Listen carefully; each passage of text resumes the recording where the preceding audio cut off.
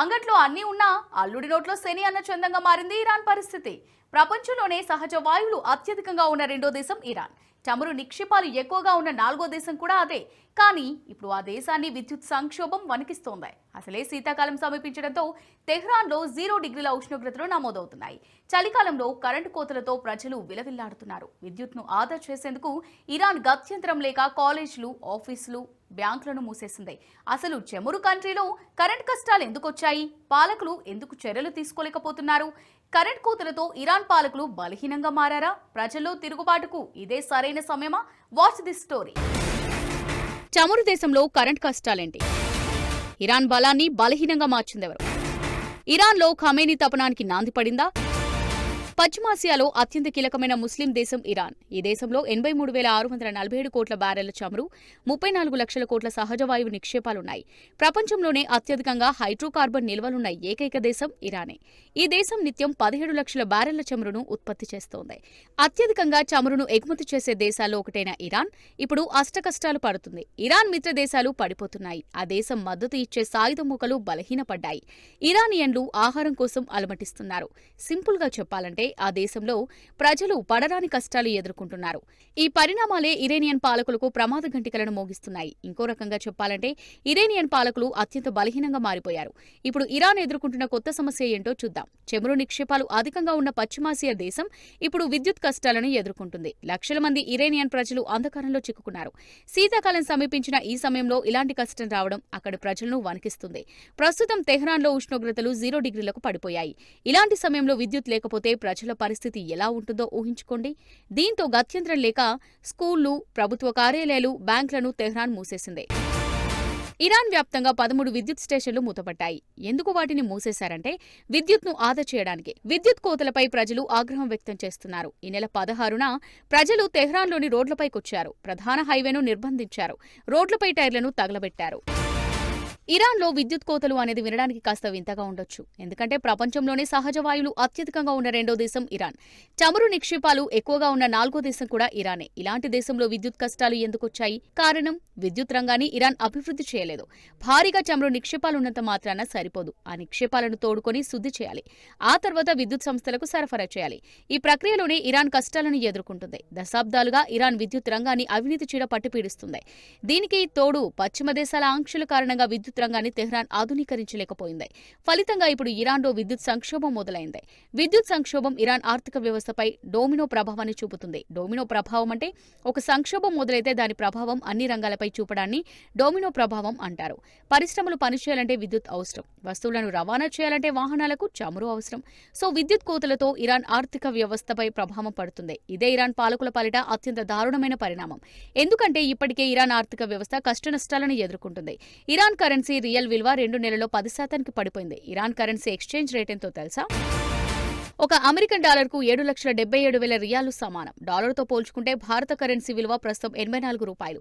కానీ Iran currency విలువ మాత్రం 7,77,000 రియాలు. 2015లో ఒక డాలర్కు 32,000 రియాలు పలికేవి. అది కూడా అణు ఒప్పందం ఉన్న సమయంలో కరెన్సీ విలువ దారుణంగా ఉంది.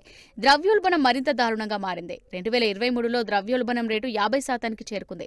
అయితే ఈ ఏడాది నాటికి క్రమంగా ద్రవ్యోల్బణం రేటు తగ్గి 37%కి చేరుకుంది. కానీ ఇప్పటికీ ద్రవ్యోల్బణం దారుణమైన స్థాయిలోనే ఉంది. 30% మంది ఇరానియన్ ప్రజలు పేదరికంలో మగ్గుతున్నారు. వీటన్నిటికీ కారణం ఇరాన్పై ఆంక్షలు విధించడమే. ఇరాన్ నిత్యం 17 లక్షల బ్యారెళ్ల చమురును ఉత్పత్తి చేసినా బహిరంగ మార్కెట్లో మాత్రం విక్రయించడం లేదు. కొన్ని దేశాలు మాత్రమే ఇరాన్ చమురులో 90% చైనాకు ఎగుమతవుతాయి.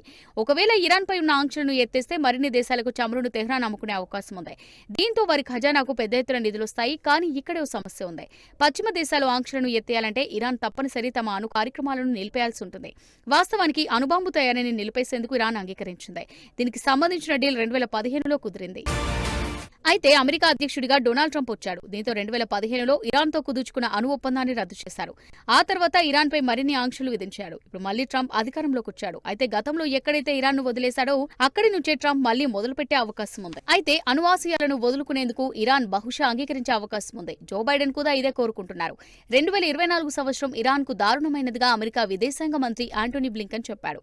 తమ ప్రజలపై ఇరాన్ పాలకులు దృష్టి పెట్టాల్సిన అవసరం ఉందని బ్లింకన్ స్పష్టం చేశాడు. దేశాన్ని మరింత అభివృద్ధి చేయడంపై తెహ్రాన్ యత్నించాలని సూచించారు. పశ్చిమాసియాలో అణు సాహసాలను మానుకుంటే సరిపోతుందన్నారు. ప్రజలపై దృష్టి పెట్టడం, ఆర్థిక వృద్ధికి యత్నించడం, బాంబుల జోలికి వెళ్లకుండా ఉంటే ఇరాన్ బాగుపడుతుందని చాలా సింపుల్ గా చెప్పాడు. అదే జరిగితే ఇరాన్పై ఉన్న ఆంక్షలను తొలగించే అవకాశం ఉంది. అయితే ఇక్కడే ఓ సమస్య ఉంది. ప్రస్తుతం ప్రాంతీయంగా ఇరాన్ స్థానం బలహీనంగా మారుతుంది. సిరియాలో తమ మిత్రుడు బషర్ అల్ అసద్ ను ఇరాన్ పోగొట్టుకుంది. లెబనాన్లో ఇరాన్ మద్దతు ఉన్న హిజ్బుల్లా అష్టకష్టాలు పడుతుంది. యెమెన్లో హూతీలపైన దాడులు జరుగుతున్నాయి. గాజాలో హమాస్ పూర్తిగా కుంగిపోయింది. ఈ పరిణామాలన్నీ చూస్తే ఇరాన్ పాలకులు బలహీన పడిపోయారు. ఇప్పటికే ఇరాన్ 2 సార్లు ఇజ్రాయెల్ దాడికి గురైంది. ట్రంప్ ఎంకరేజ్ చేస్తే ఇజ్రాయెల్ ఈసారి భీకరమైన దాడులతో ఇరాన్పై విరుచుకుపడే ప్రమాదం ఉంది. దీన్ని బట్టి చూస్తే తెహ్రాన్ కఠినమైన స్పాట్లో ఉంది. అణుబాంబే ఇరాన్ పాలకులను కాపాడుతుందా? ప్రజల సంక్షేమం కోసం ఆంక్షలను తొలగించాలని తెహ్రాన్ కోరుకుంటుందా? ఈ 2 ఆప్షన్లు ఇరాన్ను మరిన్ని కష్టాల్లోకి నెట్టేయనున్నాయి. ఈ విషయం Iran supreme leader Ayatollah Ali ఖమేనీకి చాలా స్పష్టంగా తెలుసు. ఈ వారం అతడు కీలకమైన వ్యాఖ్యలు చేశారు. సిరియాలో ఇజ్రాయెల్, అమెరికా క్రూరమైన చర్యలకు పాల్పడినట్టు ఖమేనీ ఆరోపించారు. తమ మద్దతున్న సాయుధ పని అయిపోయిందని శత్రులు భావిస్తున్నారని అది పొరపాటన్నారు. వాస్తవానికి ఇరాన్ సమస్యలకు ఖమేనీ కూడా ఓ కారణం.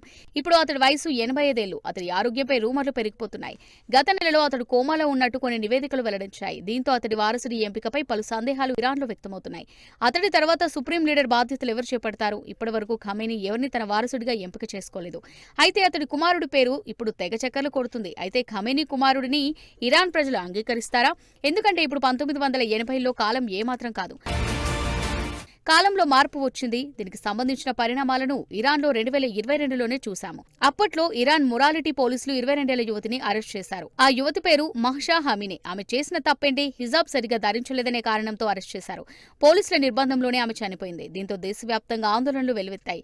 ఈ నిరసనల్లో భాగంగా సుప్రీం లీడర్ చిత్రాలను ధ్వంసం చేశారు. క్లియర్ గా చెప్పాలంటే ఇరాన్ సమాజంలో మార్పు వస్తుంది. ఈ వాస్తవాన్ని ఇరాన్ పాలకులు గుర్తిస్తారా? ఇటీవల ఇరాన్ పార్లమెంట్ దుస్తుల విషయంలో కొత్త చట్టాన్ని తీసుకొచ్చింది. వెంట్రుకలు, మోచేతులు, మోకాలు కనిపించేలా మహిళలు దుస్తులు ధరిస్తే కఠినమైన శిక్షలు విధించేలా ఈ చట్టాన్ని రూపొందించారు. వాస్తవానికి ఇరాన్ అధ్యక్షుడు ఈ చట్టాన్ని వ్యతిరేకించారు. ఈ వారం ఈ కొత్త చట్టం అమలును నిలిపివేశారు. ఈ చట్టం తీసుకురావడం, నిలిపివేయడంతో ఇరాన్లో అంతర్గతంగా విభేదాలున్నట్టు తెలుస్తోంది. కరుడుగట్టిన ఇస్లామిక్ నాయకులు ఇప్పటికీ మిలిటరీతో పాటు ఐఆర్జీసీని డామినేట్ చేస్తున్నారు. ఐఆర్జీసీ అంటే ఇస్లామిక్ రెవల్యూషనరీ గార్డ్స్ కోర్ప్స్. కానీ ఇరాన్ యువత మాత్రం స్వేచ్ఛను కోరుకుంటుంది. ఇరాన్ పాలకులకు వారు ఏమాత్రం భయపడడం లేదు. ఈ కరుడుగట్టిన ఇస్లామిస్టులు, ఇరాన్ యువత మధ్య ఘర్షణలు జరిగితే ఆ దేశంలో తిరుగుబాటు మొదలయ్యే ఛాన్స్ ఉంది. అందుకే ఇలాంటి ఘర్షణలు రాకుండా ఉండేందుకు ఇరాన్ పాలకులు యత్నిస్తున్నారు. కానీ ఈ ఏడాది చాలా దేశాల్లో తిరుగుబాట్లు మొదలయ్యాయి. ప్రజలంతా ఏకమవుతున్నారు. ఈ వాస్తవాన్ని ఇరాన్తో పాటు అణచివేత ధోరణిని అనుసరించే అన్ని దేశాలు తెలుసుకోవాల్సిందే.